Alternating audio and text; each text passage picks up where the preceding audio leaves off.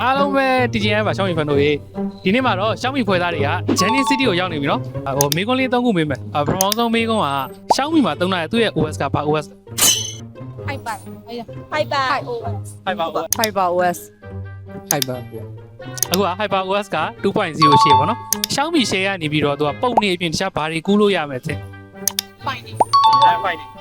application တွေ Data ဒါ video ရဲ့ file တွေပါအဲ့လိုကြည့်ရမယ် Okay နောက်တစ်ခုအနေနဲ့ရှောင်းမီ Hyper OS 2မှာရှောင်းမီရဲ့ပတ်တွေနဲ့ချိန်မယ်ဆိုလို့ရှိရင်ဘယ်လို features ကချိန်လို့ရပထမဆုံး hints ကရှောင်းမီ inner connectivity ရှိတယ်ရှောင်းမီ ecosystem ရှိတယ်အဲ့နှစ်ခုတွေကဘယ်ရမှာ inner connect ဖြစ်မယ် ပထမတစ်ခု Okay Xiaomi inner connectivity pad တွေ smartwatch တွေအဲ့လိုမျိုးเนาะသူရဲ့ Xiaomi ရဲ့ထုတ်တဲ့ product တွေမှများအကုန်လုံးချိန်ပြီးတော့သုံးလို့ရပါဘောနော်ဒီလိုပါအဲ့ဒါဆိုကျွန်တော် gift လေးပေးလိုက်ပါနော်